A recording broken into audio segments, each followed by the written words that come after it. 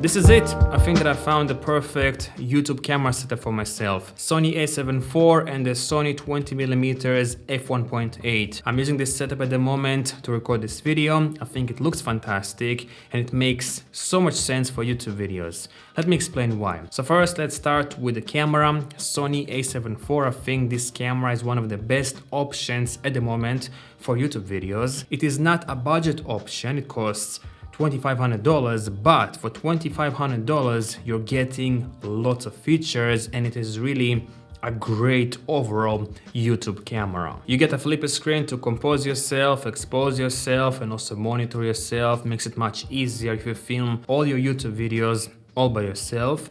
Then you get great and reliable autofocus performance, and I'm saying that because I'm coming from the Fujifilm X-T4 and the autofocus on that camera wasn't really the best, and on this camera is absolutely amazing. And also you have so many customizations when it comes to autofocus. You can adjust the speed and all sorts of things, and the autofocus on this camera is really reliable and it makes it much easier again if you film all your YouTube videos all by yourself. Image quality. The image quality on the Sony A7IV is absolutely amazing. The 4K 25p on this camera is the sharpest and most detailed 4K 25p I've ever seen. It looks absolutely amazing. I mean, I'm filming in 4K 25p right now, so you can see how it looks like, but the image quality in this camera is absolutely fantastic. There's also the option to film in 4K 60p, but it comes with a crop of 1.5 or APS-C crop. Personally, for me, it's not really a big issue because I barely film 4K 60, so it's not really a big problem for me. But if you do film lots of slow-mo stuff and you want 4K 60, I would either buy this camera with some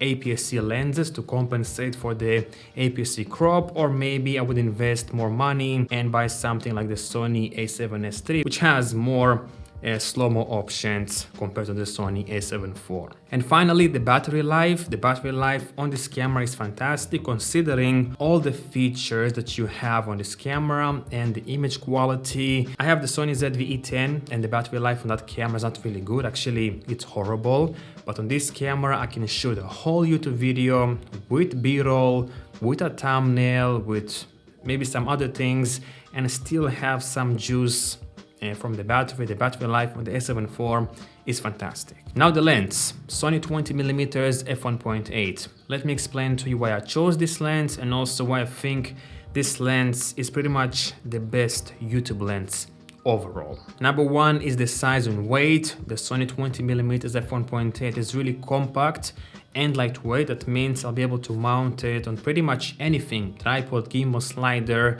and I won't have any complications at all. In my case, I mount this camera either here on my talking head station setup or in my overhead setup, and I noticed now that I have this camera and this lens, when I'm mounted on my overhead setup, everything is a bit more stable because this camera is not as heavy as my Fujifilm X-T4 that I had before with the Fujinon 16-55, which was like 1.5 kilos versus this setup is only like 1 kilo and 50 grams or 100 grams or something like that. Also, if you're vlogging, you're not going to feel this setup on your hand as much as if you would have something like the 16-35 f2.8, which weighs like 1 kilogram, I think, or like 900 grams. And next thing that I like about this lens is the versatility. I'm using this lens for like 90-95% of my videos at the moment. I'm using it right now to film my talking head videos. As you can see, it looks fantastic. You have f1.8. That means the background is going to be a little bit blurry to separate me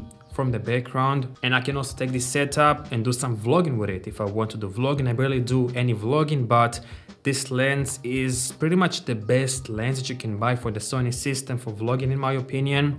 20mm is just wide enough to hold the camera pretty close to you, and you get f1.8 aperture to separate yourself from the background. And also I'm using this lens for my overhead videos, makes it much easier to show you the products that I'm reviewing or something like that. And also I can use this camera and lens for POV shots. Again, if I want to show you some product, for example my phone, I can bring it really close to the camera and hold the camera in my hand basically, and I don't have to use a gimbal or something like that. I can just show you the product, makes it much easier to shoot b-roll. Another thing that I like about this lens is the obvious 20mm of field of view.